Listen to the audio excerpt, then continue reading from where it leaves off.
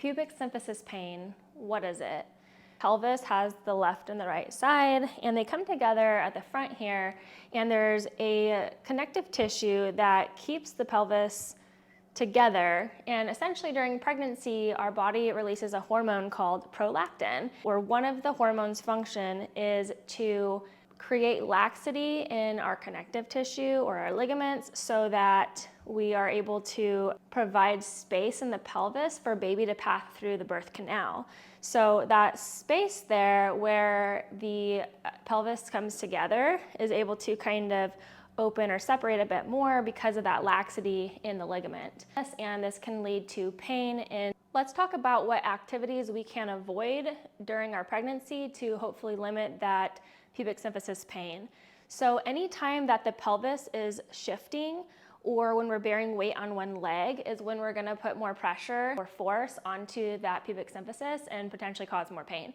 So activities like lunges, step-ups, running, elliptical, all of those activities, we're shifting our pelvis, and so as the pelvis shifts, it puts more force on that pubic symphysis there. So I'm gonna show you some exercises we can do to help improve the pubic symphysis pain and alleviate some of that discomfort by strengthening other muscles, therefore taking some of that pressure off of the ligaments and putting instead the pressure on muscles to really support that area. The first exercise we can do, we want to be seated with our knees in this 90-degree angle or so and our hips as well. We don't want our knees up too high or down too low. You're going to take a block or a pillow or a ball and you're going to place it between your legs here.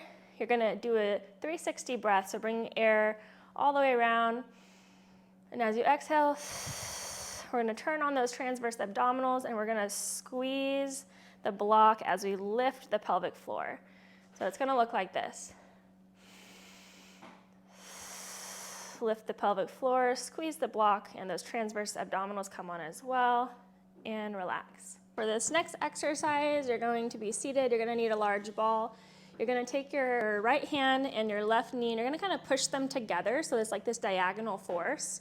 And then when you do so, you're going to bring your heel up off the floor so your knee slightly raises, and you're going to press your palm into the ball towards your knee. So same kind of idea, we're going to inhale, and as we exhale, then we provide that pressure. Okay, so for this last exercise, you'll notice that we are going to torque the pelvis or shift it a little bit and have some weight on, more so on one leg than the other. And that's okay because we're doing it intentionally and we're trying to load that joint in a safe way and in order to promote an adaptive response. So what we're going to do is you're going to place your opposite leg from the arm that's holding your band onto a raised surface, and you're going to kind of shift your weight onto that stance leg, and you should feel your glute turning on this side.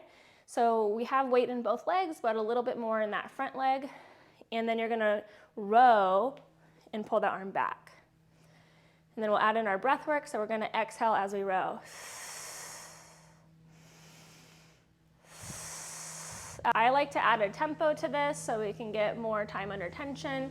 So we're going to pull, hold for 2 seconds, and slow on the way back. Pull, hold for 2 seconds, slow on the way back.